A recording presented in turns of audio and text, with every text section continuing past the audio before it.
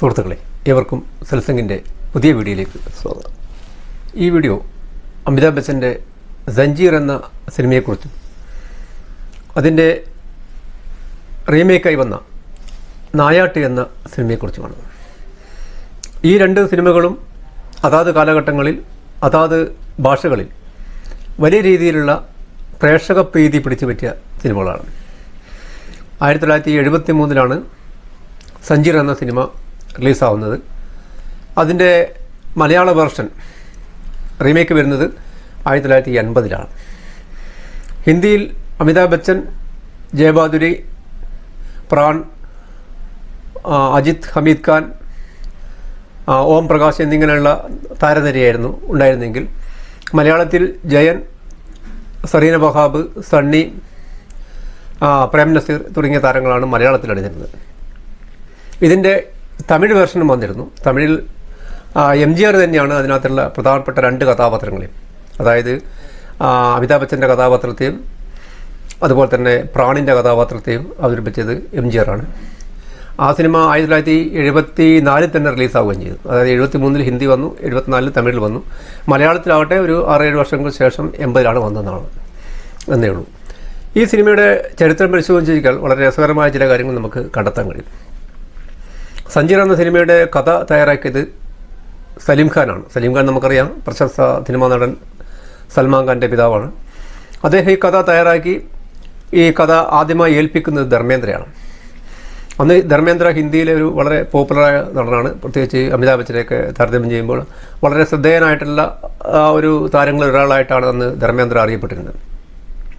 ധർമ്മേന്ദ്ര 3000 രൂപയ്ക്ക് മറ്റാണ് ഈ കഥ വാങ്ങിയതെങ്കിലും പക്ഷേ അദ്ദേഹം ആ സിനിമ ചെയ്യാൻ ഉദ്ദേശിച്ചു വാങ്ങിയതാണെങ്കിൽ തന്നെ പിന്നീട് അദ്ദേഹത്തിന് അതിനോടുള്ള താല്പര്യം നഷ്ടപ്പെടുകയും അതോ ആ സിനിമയിലെ കഥ അത് ഒരു പ്രത്യേക രീതിയിൽ അന്നത്തെ ഒരു സിനിമയുടെ ഒരു പതിവ് രീതി അനുസരിച്ചുള്ളൊരു കഥയായിരുന്നില്ല ഈ സഞ്ജീറിൻ്റെ കഥ. അപ്പോൾ അത് വിജയിക്കുമെന്നുള്ളൊരു സംശയം തോന്നിയതുകൊണ്ടാവാം അദ്ദേഹം ആ കഥ പിന്നീട് ഈ പ്രകാശ് മെഹ്റ എന്ന് പറഞ്ഞ ഒരു സംവിധാന നിർമ്മാതാവായ ഒരാൾക്ക് വിൽക്കുകയുണ്ടായത്. ആ പ്രകാശ് മെഹ്റയാണ് പിന്നീട് ഈ സഞ്ജീർ സംവിധാനം ചെയ്തത്.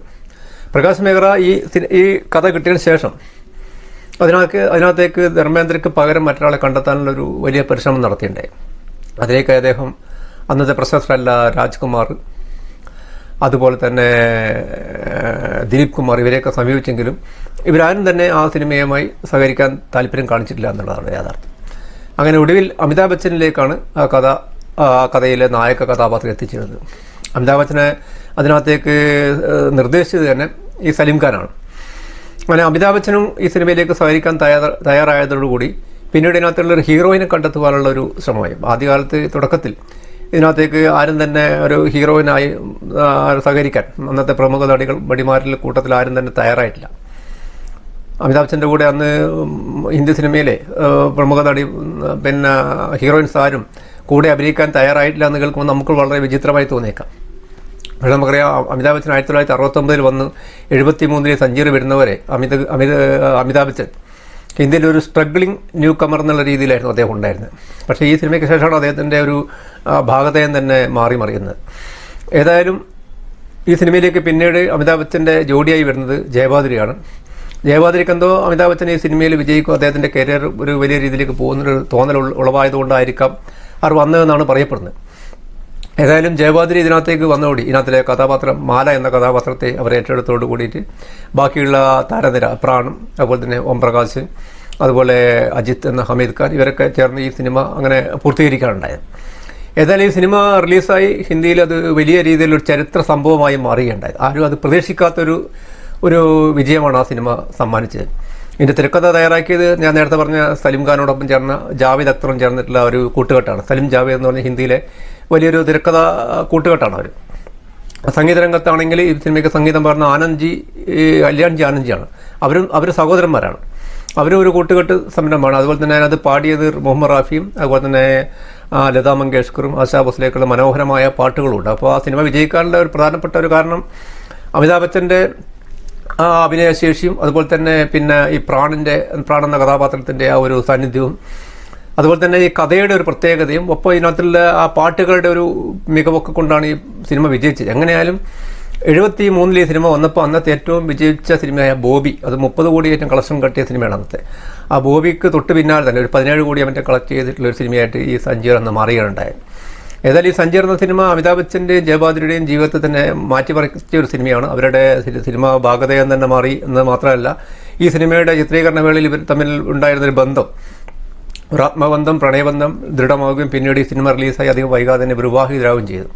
അങ്ങനെ 1973 അമിതാഭ് ബച്ചൻ ജയബാദ്രി വിവാഹം നടന്നത്. മാത്രമല്ല വേറൊരു കാര്യത്തിനോട് നമുക്ക് കൂട്ടിച്ചേർക്കാനുള്ളത്, ഈ 1973 തന്നെയാണ് മറ്റൊരു പ്രധാനപ്പെട്ട താരദമ്പതികളായിട്ടുള്ള രാജേഷ് ഖന്നയുടെയും പിന്നെ ഡിംപിൾ കപാഡിയും വിവാഹം നടക്കുകയും ചെയ്യുന്നത്.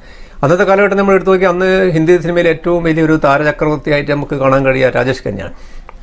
അദ്ദേഹമാണ് അന്നത്തെ ഇന്ത്യയിൽ തന്നെ ഏറ്റവും ആദ്യത്തെ സൂപ്പർ സ്റ്റാർ എന്ന് വിശേഷിപ്പിക്കാവുന്ന നടൻ രാജേഷ് ഖന്നയാണ്. ഏറ്റവും വലിയ പ്രതിഫലവും വാങ്ങിക്കൊണ്ടിരിക്കുന്ന നടൻ അദ്ദേഹമായിരുന്നു. അദ്ദേഹത്തിന് തൊട്ട് പിന്നാലെ പ്രതിഫലം വാങ്ങിയ വ്യക്തി നമ്മൾ വിചാരിക്കും മറ്റ് നായക നടന്മാരാരെങ്കിലും ആയിരുന്നു. പക്ഷേ അന്ന് വില്ലൻ റോളിലൊക്കെ അഭിനയിച്ചുകൊണ്ടിരുന്ന പ്രാണായിരുന്നു ഈ അമിതാഭ് ബച്ചൻ കഴിഞ്ഞ് കഴിഞ്ഞാൽ തൊട്ട് പിന്നാലെ പ്രതിഫലം വാങ്ങിയ നടൻ എന്നാണ് നമുക്ക് കേൾക്കാൻ കഴിയുന്നത്. ആ പ്രാൺ തന്നെ അമിതാഭ് ബച്ചനേക്കാൾ, ഇപ്പോൾ ഉദാഹരണത്തിന് ഈ സഞ്ജീർ എന്ന സിനിമയിലും അമിതാഭ് ബച്ചനേക്കാൾ കൂടുതൽ പ്രതിഫലം വാങ്ങിയ നടൻ ഈ പ്രാൺ എന്ന് പറഞ്ഞ നടനാണ്. അദ്ദേഹം 1960 അവസാനം മുതൽ ഒരു 80 തുടക്കം വരെ ഏറ്റവും കൂടുതൽ പ്രതിഫലം വാങ്ങുന്ന വ്യക്തി അയാളായിരുന്നു. അതിനിടയിൽ പിന്നെ രാജേഷ് ഖന്ന അതേക്കാൾ കൂടുതൽ നായകനായിട്ടുള്ള നിലയിൽ രാജേഷ് ഖന്നയാണെങ്കിൽ തന്നെയും മറ്റ് നടന്മാരെ, മറ്റ് ധർമ്മേന്ദ്രയും അതുപോലെ തന്നെ മനോജ് കുമാർ, അന്നുണ്ടായിരുന്ന സുനിൽ ദത്ത്, പിന്നെ ഇങ്ങനെയുള്ള നടന്മാരെയൊക്കെ വെച്ച് നോക്കുമ്പോൾ ഏറ്റവും ഹൈലി പെയ്ഡായിട്ടുള്ള ഒരു താരം അന്ന് പ്രാണായിരുന്നു. അത് വളരെ വിചിത്രമായി തോന്നുന്നു. എന്നുവെച്ചാൽ അന്നത്തെ ഒരു വില്ലൻ സങ്കല്പങ്ങളുടെ ഒരു പൂർണ്ണ രൂപമായിരുന്നു പ്രാൺ എന്ന് പറയുന്ന ആൾ. അന്നത്തെ മാതാപിതാക്കൾ ആരും തന്നെ കുട്ടികൾക്ക് പ്രാൺ എന്ന് പറഞ്ഞ പേരിടാൻ പോലും തയ്യാറായില്ല എന്ന് കേട്ടോ. അത്രയും ഒരു നിഷ്ഠൂരനായൊരു വില്ലനായിട്ടായിരുന്നു അന്ന് പ്രാൺ അറിയപ്പെട്ടത്. ഏതായാലും അന്നത്തെ ഞാൻ പറഞ്ഞു വന്നത്, ഈ സഞ്ജീർ എന്ന സിനിമ അന്ന് വലിയ രീതിയിലുള്ള ഒരു ചരിത്ര സംഭവമായി മാറുകയും അമിതാഭ് ബച്ചൻ്റെ സിനിമാ ജീവിതത്തെ തന്നെ മാറ്റിമറിക്കുകയും ചെയ്തു. അദ്ദേഹത്തിന് ഒരു ആംഗ്രി യങ് മാൻ എന്നുള്ളൊരു വിശേഷണം ചാർത്തി കിട്ടുകയും മാത്രമല്ല, അദ്ദേഹത്തിൻ്റെ ഈ സിനിമ ഇന്ത്യയിൽ മാത്രമല്ല സോവിയറ്റ് യൂണിയൻ തന്നെ ഏകദേശം ഒരു 35 കോടിയിലധികം ആളുകൾ സോവിയറ്റ് യൂണിയനിൽ ആ സിനിമ കണ്ടുവെന്നാണ് കേട്ടോ. അപ്പോൾ ഇന്ത്യയിലും സോവിയറ്റ് യൂണിയനിലും കൂടിയിട്ട് ഈ സിനിമ വലിയ രീതിയിലുള്ള ഒരു വിജയം നേടിയ, വേൾഡ് വൈഡായിട്ട് ഉണ്ടെങ്കിൽ തന്നെ ഇന്ത്യയിലും സോവിയറ്റ് യൂണിയനിലാണ് ആ സിനിമ കൂടുതലായിട്ട് കളക്ട് ചെയ്തതാണ് കേട്ടത്. അങ്ങനെയൊക്കെയാണ് ആ സിനിമയുടെ ഏകദേശം ഒരു പശ്ചാത്തലം നമുക്ക് കാണാൻ കഴിയുക. ഏതായാലും ഇതിൻ്റെ പകർപ്പായിട്ട് മലയാളത്തിൽ വന്ന ഈ പറഞ്ഞ നായോട്ട് എന്ന സിനിമ 1980 ജയനെ നായകനാക്കി വരികയാണ്. നമുക്കറിയാം 73 സിനിമ പിന്നെ ഹിന്ദിയിൽ വന്നെങ്കിലും 74 തമിഴിൽ വന്നു. പക്ഷേ 80 മലയാളത്തിലാവാനുള്ള കാരണം അതിനിടയിൽ അതിന് പറ്റിയ ഒരു തത്തുല്യനായിട്ടുള്ള ഒരു നായക കഥാപാത്രത്തെ കണ്ടെത്താൻ കഴിയാത്തതുകൊണ്ടായിരിക്കാം. ഏതായാലും ഹേംനാഗ് പ്രൊഡക്ഷൻസിൻ്റെ സപ്പോർട്ട് കൂടിയിട്ട് ആ സിനിമ ശ്രീകുമാരൻ തമ്മിയാണ് 1980 നമ്പറോടുകൂടി ആ സിനിമ റിലീസാവുന്നത്. അതിനകത്ത് ജയനും അതുപോലെ തന്നെ പ്രേം നസീറും ഒപ്പം അടൂർ ബാസിയും പിന്നെ വില്ലനായിട്ട് സണ്ണിയുമാണ് അതിനകത്ത് അഭിനയിക്കുന്നത്. ഈ സിനിമ ഈ 3 ഭാഷകളിലുമായിട്ട് വെമ്പൻ കളക്ഷൻ നേടി. ഇപ്പോൾ തമിഴിലാണെങ്കിൽ അത് 100 ദിവസത്തിലധികം ആ സിനിമ ഓടിയതാണ് കേട്ടോ. മലയാളത്തിലും അതുപോലെ തന്നെ ഓടിയിരുന്നു. പക്ഷേ ഇത് അമിതാഭ് ബച്ചൻ്റെ ജീവിതത്തിലും അതുപോലെ തന്നെ ജയൻ്റെ ജീവിതത്തിലും വലിയൊരു മാറ്റം ഉണ്ടാക്കേണ്ട സിനിമയായിരുന്നു. പക്ഷേ ജയൻ ആ സിനിമ റിലീസാവുന്നതിന് മുമ്പ് 1980 നവംബർ 16 ജയൻ മരിക്കുന്നത്. സിനിമ റിലീസാവുന്നത് നവംബർ 27 മറ്റാണ്. അപ്പോൾ അതുകൊണ്ട് ആ സിനിമ ഉണ്ടാക്കിയ കീർത്തിയും അതിൻ്റെ അംഗീകാരവും അതുകൊണ്ടുണ്ടാകുന്ന മറ്റു ബെനിഫിറ്റ്സ് ഒന്നും അനുഭവിക്കാൻ ജയൻ ജീവിച്ചിരുന്നില്ല എന്നുള്ളതാണ് യാഥാർത്ഥ്യം. അദ്ദേഹം ജീവിച്ചിരുന്നെങ്കിൽ ആ സിനിമയുടെ തുടർച്ചയായിട്ട് തന്നെ അദ്ദേഹത്തിൻ്റെ കരിയറിലേക്ക് അത് വലിയ രീതിയിൽ വമ്പിച്ച സ്വാധീനം ചെലുത്തുകയും അതേ പാറ്റേണിൽ തന്നെയുള്ള ധാരാളം ആ രീതിയിലുള്ള സിനിമകൾ ഉണ്ടാവുകയും ചെയ്യുമായിരുന്നു. പ്രത്യേകിച്ച് ഹേംനാഗ് പ്രൊഡക്ഷൻസിനെ പോലുള്ള വലിയൊരു വമ്പൻ കമ്പനി അന്ന് ഇതിനൊക്കെ സജ്ജമായിട്ടുള്ളത് കൊണ്ട് ആ രീതിയിലുള്ള സിനിമകൾ ധാരാളമായിട്ട് വമ്പിച്ച സിനിമകൾ ചെയ്യാനുള്ള ഒരു സാധ്യത നിലനിൽക്കുന്നുണ്ടായിരുന്നു. എനിക്ക് തോന്നുന്നു അദ്ദേഹത്തിൻ്റെ മരണശേഷം അദ്ദേഹം ചെയ്യാനിരുന്ന, അത് പ്രത്യേകിച്ച് ശ്രീകുമാരൻ തമ്പി ചെയ്യാനിരുന്ന 1-2 സിനിമകൾ, പ്രധാനപ്പെട്ട ഒരു സിനിമ ഹിമം എന്നൊരു സിനിമയാണ്. അത് പിന്നെ 1981 82 മറ്റാണ് ജോഷിയുടെ സംവിധാനത്തിൽ പിന്നെ വരുന്നത്. ആ ഒരു സിനിമയിൽ മാത്രമേ പിന്നെ ഹേംനാഗിൻ്റെ ഒരു പ്രൊഡക്ഷൻ സഹകരണം ഉണ്ടായെന്ന് എനിക്ക് തോന്നുള്ളൂ. ഏതായാലും ഈ ഒരു സിനിമ വലിയൊരു രീതിയിലുള്ള മലയാളത്തിൽ നമുക്ക് ഈ സിനിമ വമ്പിച്ച ഒരു ഹിറ്റായി മാറിയ സിനിമയാണ്. പക്ഷേ ഇതിനകത്ത് നമ്മൾ കാണേണ്ട മറ്റൊരു കാര്യം, ഈ സിനിമയിൽ ജയൻ്റെ കൂടെ ഈ ഷേർഖാൻ, അതായത് പ്രാണ അവതരിപ്പിച്ച കഥാപാത്രത്തെ മലയാളത്തിൽ അവതരിപ്പിക്കുന്നത് പ്രേം നസീറാണ്. പ്രേം നസീറിൻ്റെ കഥാപാത്രത്തിൻ്റെ പേര് റൗഡി അബ്ദുള്ള എന്നാണ്. പക്ഷേ പലരും കരുതുന്നത് അത് പ്രേം നസീറിൻ്റെ ഒരു സാന്നിധ്യം ഈ സിനിമയെ വലിയ രീതിയിൽ സപ്പോർട്ട് ചെയ്തു എന്നാണ് പലരും കരുതുന്നത്. പക്ഷേ എൻ്റെ അഭിപ്രായത്തിൽ അതിനകത്ത് പ്രേം നസീർ അല്ല മറ്റൊരു നടനായിരുന്നെങ്കിലും ആ സിനിമ ഇതിലധികം വലിയൊരു വിജയം നേടിയേനെ. കാരണം എന്ന് വെച്ചാൽ അത് ജയൻ്റെ മാത്രം ഒരു അപ്പിയറൻസ് കൊണ്ടും അദ്ദേഹത്തിൻ്റെ ആ സ്ക്രീൻ പ്രസൻസും അദ്ദേഹത്തിൻ്റെ സാന്നിധ്യം കൊണ്ടും അദ്ദേഹത്തിൻ്റെ സംഘടന മികവും അദ്ദേഹത്തിൻ്റെ അന്നത്തെ ഒരു താരപ്രഭാവം കൊണ്ടും തന്നെയാണ് ആ സിനിമ വിജയിച്ചത്. അതാണ് അതിൻ്റെ ഒരു യാഥാർത്ഥ്യം. പക്ഷേ ഇതിനകത്ത് പ്രേം നസീറിന് പോരാ, അതിനകത്ത് മറ്റൊരു ഇപ്പം ബാലങ്കേ നായരായാലും ആ സിനിമയ്ക്ക് ഈ പറഞ്ഞ വലിയ വ്യത്യാസമൊന്നും വരാൻ പോകുന്നില്ല. അല്ലെങ്കിൽ മധുവോ അല്ലെങ്കിൽ സുകുമാരനോ സോമനോ ആണെങ്കിൽ പോലും ഈ പറഞ്ഞ റൗഡി അബ്ദുള്ളയെ അവതരിപ്പിച്ചെങ്കിലും ആ സിനിമ വിജയമായിരുന്നേനെ. പലരും പറയുന്നത് നസീർ എന്തോ ഒരു വിട്ടുവീഴ്ച ചെയ്ത് ജയനോടുള്ള പ്രത്യേകിച്ച് സ്നേഹം കൊണ്ടങ്ങനെ ചെയ്യുന്നത്. അതിലങ്ങനെയല്ല, അത് വേറെ ഏത് നടനായാലും വിജയിക്കുമായിരുന്നു. എനിക്ക് തോന്നുന്നത് ഇതിനകത്ത് സണ്ണിക്ക് പകരം ഇതിനകത്ത് വില്ലനായിട്ട് ചിലപ്പം ബാലങ്കേതരാണ് ഈ സിനിമ കുറേയും കൂടി മെച്ചപ്പെടുവാനും തോന്നും. ഏതായാലും ഈ സിനിമയുടെ വിജയത്തിനും മലയാളത്തിലെ സിനിമയുടെ വിജയത്തിനും മറ്റു ചില കാരണങ്ങൾ അതിനകത്തുള്ള പാട്ടുകളുടെ മനോഹരമായ പാട്ടുകളുണ്ട്. ഈ പാട്ടുകളൊക്കെ കൂടി ചേർന്ന് ആ സിനിമയെ ഇത്ര വലിയൊരു വമ്പിച്ച വിജയമാക്കി മാറ്റിയത്. ഏതായാലും ജയൻ്റെ എനിക്കൊന്ന് സിനിമാ ജീവിതത്തിൽ അദ്ദേഹത്തിൻ്റെ ആ കുതിപ്പിനിടയിൽ വന്ന ഏറ്റവും ഒരു നല്ലൊരു ഗംഭീരമായിട്ടുള്ളൊരു പെർഫോമൻസ് ആയിരുന്നു അദ്ദേഹത്തിൻ്റെ ഇൻസ്പെക്ടർ വിജയ് എന്ന കഥാപാത്രം. ഹിന്ദിയിലാണെങ്കിൽ അമിതാഭ് ബച്ചൻ്റെ ആ ഒരു കഥാപാത്രം ഇൻസ്പെക്ടർ വിജയ് എന്നുള്ള പേരിൽ ആ കഥാപാത്രം വിജയിച്ചോട് കൂടിയിട്ട് അദ്ദേഹത്തിൻ്റെ പിന്നെ ധാരാളം മറ്റു പല സിനിമകളുടെയും അദ്ദേഹത്തിൻ്റെ പിന്നെ ഹീറോയുടെ പേര് തന്നെ വിജയ് എന്ന ഒരു ടൈറ്റിലാണ് അദ്ദേഹം പല സിനിമയിലും ആ ഒരു പേരിലാണ് അദ്ദേഹം പല സിനിമകളും പിന്നെ പ്രത്യക്ഷപ്പെട്ടത്.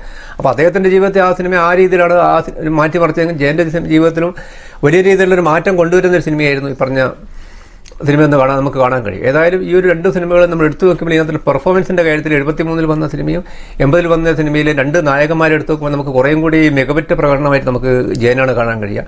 അതിനകത്ത് നായകന്മാരുടെ പ്രായ വ്യത്യാസം നമുക്ക് നോക്കുകയാണെങ്കിൽ ഇപ്പോൾ പറഞ്ഞ ഈ ആദ്യം വന്ന സഞ്ജീർ അഭിനയിക്കുമ്പോൾ അമിതാഭ് ബച്ചന് ശേഷം 30-31 വയസ്സ് പ്രായമേ ഉണ്ടായിരുന്നു. ജയനാകട്ടെ 40 വയസ്സിൽ മേലെ പ്രായമുണ്ട്. അപ്പോൾ അതിൻ്റെ ഒരു ഡിഫറൻസും കൂടി നമ്മളിത് കാണണം. പക്ഷേ എങ്കിൽ പോലും ജയൻ്റെ പെർഫോമൻസ് അദ്ദേഹത്തിൻ്റെ ആ പൗരുഷം കൊണ്ടും അദ്ദേഹത്തിൻ്റെ ആ കായിക മികവ് കൊണ്ടും അദ്ദേഹത്തിൻ്റെ സംഘടന രംഗത്തുള്ള അദ്ദേഹത്തിൻ്റെ പ്രത്യേകമായിട്ടുള്ള അദ്ദേഹത്തിൻ്റെ സ്റ്റൈലും അദ്ദേഹത്തിൻ്റെ ആ പെർഫോമൻസിൻ്റെ മികവെല്ലാം കൊണ്ട് ശരിക്കും പറഞ്ഞാൽ കൂടുതൽ അട്രാക്ഷൻ നമുക്ക് തോന്നുന്നത് ഈ പറഞ്ഞ നായാട്ട് എന്ന സിനിമയാണ്. ശരിക്കും അന്നത്തെ ആ ഒരു നിലയിൽ നമ്മളത് ശരിയായ രീതിയിൽ അതിൻ്റെ വിലയിരുത്തൽ നമുക്ക് കിട്ടിയില്ല എന്ന് മാത്രമേ ഉള്ളൂ.